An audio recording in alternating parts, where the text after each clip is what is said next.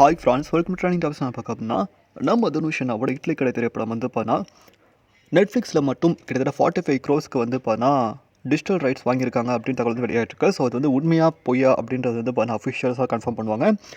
So இந்த படம் வந்து தமிழ் சினிமாலே வந்து பார்த்தா ஹையஸ்ட் நெட்ஃப்ளிக்ஸில் வந்து பார்த்தா இந்த டிஜிட்டல் ரைட்ஸ் வாங்குறது ஃபஸ்ட் டைம் வந்து நம்ம தனுஷ் அண்ணாவோட இட்லி கடைன்னு நினைக்கிறேன்.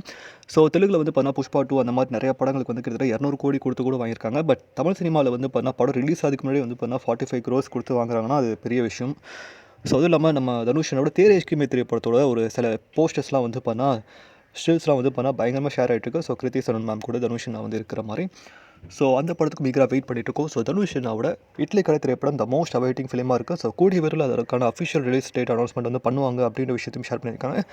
ஸோ கன்ஃபார்ம் பார்க்கறதுக்கு வந்து பார்த்தா சூப்பராக இருக்காப்புல. ஸோ இதை பற்றி உங்களுக்கு வந்து கீழே கமெண்ட் பண்ணுங்கள். மேலே நம்ம ஷேர் லைக் பண்ணுங்கள், ஷேர் பண்ணுங்கள், சப்ஸ்கிரைப் பண்ணுங்கள், மறக்காம பெல் ஐகான் லைக் பண்ணுங்கள். மகிழ்ச்சி.